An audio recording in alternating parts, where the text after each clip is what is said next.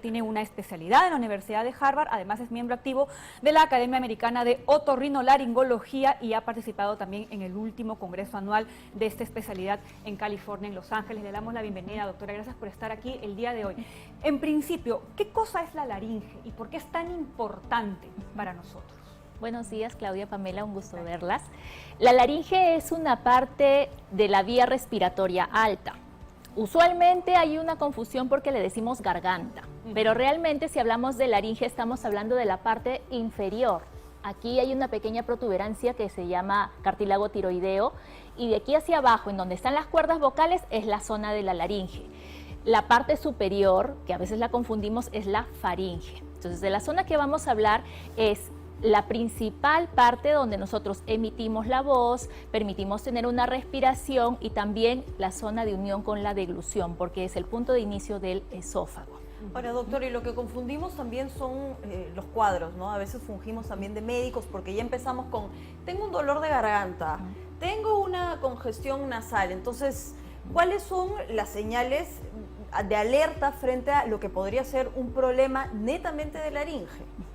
Cuando hablamos de problemas de laringe, los síntomas tienen marcadas diferencias, ya que la principal va a ser el cambio de la voz, que puede ser constante o de lo contrario intermitente, porque sentimos que algo se mete en la garganta y nosotros podemos eliminarla.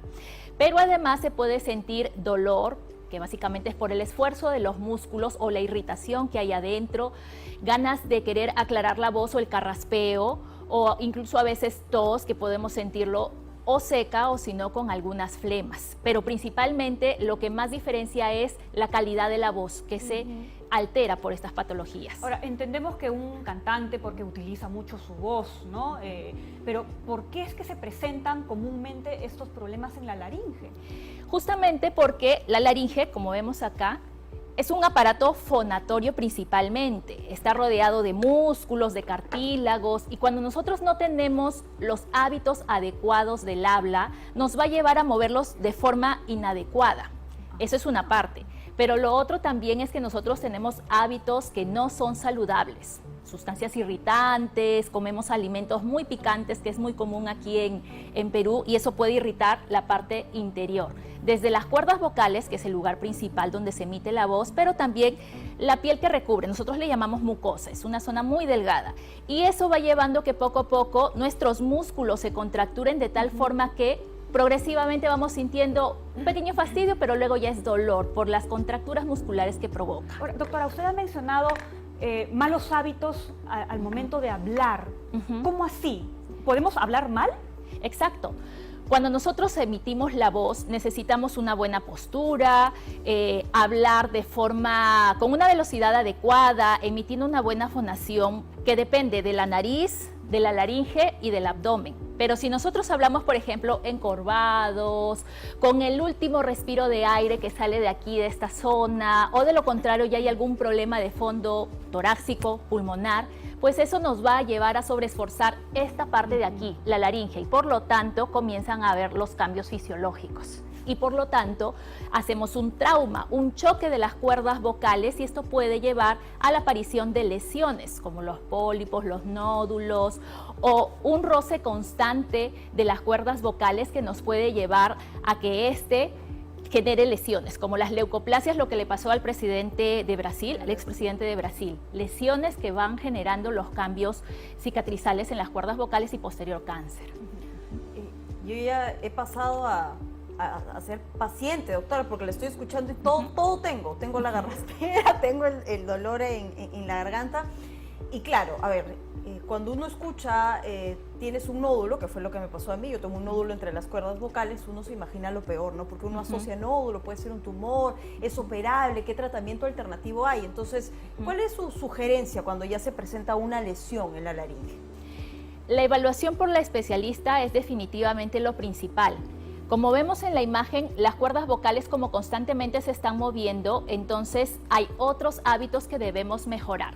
Supongamos, ya nos hicieron el diagnóstico que tenemos allí una lesión en cuerdas vocales, que es justamente en este borde de la cuerda vocal.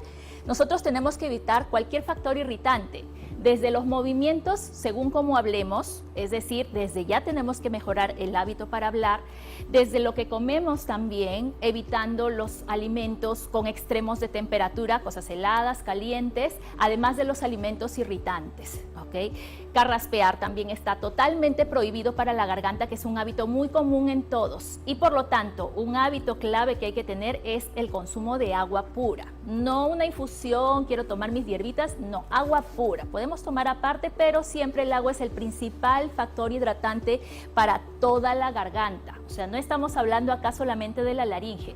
Si nosotros queremos tener una mejoría total en problemas de garganta, hablamos laringe, faringe, boca, los hábitos son indispensables. Modular el volumen de la voz también, evitar gritar y evitar hablar muchas horas seguidas. Bueno, para nosotros es un poco difícil porque tenemos un noticiero súper largo, pero una persona común y corriente tendría que controlar eso también. Exacto, aunque hay algunos tips para las personas que tienen que usar mucho la voz. Ustedes, abogados, médicos, personas, por ejemplo, que tienen teletrabajo, etcétera, las pausas que deben hacer van a ayudar. Entonces, cada media hora pueden hacer una pequeña pausa, cada 40 minutos, tener una botella, un vaso de agua al lado. Van a ir más al baño, está bien, es incómodo, pero hay que hacerlo si queremos cuidar la herramienta de trabajo. En los horarios en que uno tenga que hablar más, prohibido café, prohibido las sustancias como el té, porque la teína va a secar más las mucosas. La señora María nos está matando aquí. Doctora, y a ver, vamos también a quitar los malos hábitos de la automedicación, porque yo cuando tenía algún dolor de garganta me compraba una Gingisona y me la aplicaba. ¿Eso es recomendable? ¿Cuál es por ejemplo, nosotras que tenemos que hablar constantemente, ya sabemos que no café, pero ¿qué podríamos hacer para mejorar la voz o la inflamación, no? Sí. Parte de ello, de los hábitos, por ejemplo, yo cambiaría la tacita de café por agua pura. Si el ambiente está muy frío por el aire acondicionado, pues tenerla un poco más tibia, hacer las pequeñas pausas, comer más fruta también, sobre todo fruta que contenga mucho líquido, como es el melón, la papaya, sandía, etcétera. Y de todas formas evitar los hábitos nocivos, fumar, tomar, o de lo contrario, los ambientes irritantes, por ejemplo, si estamos expuestos laboralmente a hidrocarburos, pinturas, querosenes, etcétera, también son factores de irritación en la garganta. Y en esa situación, aparte de los hábitos que le he mencionado, una persona que trabaja, por ejemplo, construcción civil, unas gárgaras con agua y bicarbonato súper diluido y le va a ayudar también a evitar o a eliminar estos restos que quedaron pegados en la garganta. Ahora, doctora, ¿cómo se hace para examinar? ¿Hay algún tipo de examen en particular? ¿Algún tipo, no sé si se hacen radiografías? ¿Qué cosas se hace para ver si efectivamente hay una lesión ahí? Sí, lo que nosotros necesitamos es ver directamente la faringe y la laringe. Por lo tanto, el principal examen es visual, es la endoscopía. Tenemos dos tipos. Uno es la endoscopía laringea simple, en el cual es una maquinita, es como un tubito que puede ingresar por la nariz o por la boca para poder visualizar toda esta zona. Pero si nosotros queremos evaluar las cuerdas vocales para ver si tiene alguna alteración en sus bordes, utilizamos otro estudio. Es similar el equipo, lo que cambia es la luz, se llama videoestroboscopía. Ese es el examen o el gold estándar para poder evaluar voz y cuerdas vocales. Mientras el otro para evaluar si queremos notar la presencia de alguna alteración que esté incipiente, lesiones, cáncer, etcétera. Y cuando se opera se usa el mismo mecanismo, no es necesario hacer un corte, nada, ¿o sí? Así es. Cuando nosotros operamos, colocamos, voy a coger para esto la maqueta, se coloca un equipo como si fuera un tubo metálico. Entonces la persona está totalmente echada y el tubo ingresa por esta zona. Por lo tanto, con eso protegemos la vía aérea. Y con unas pequeñas pinzas microscópicas logramos llegar hasta esta zona que son las cuerdas vocales. Ahí es donde nosotros vamos a actuar.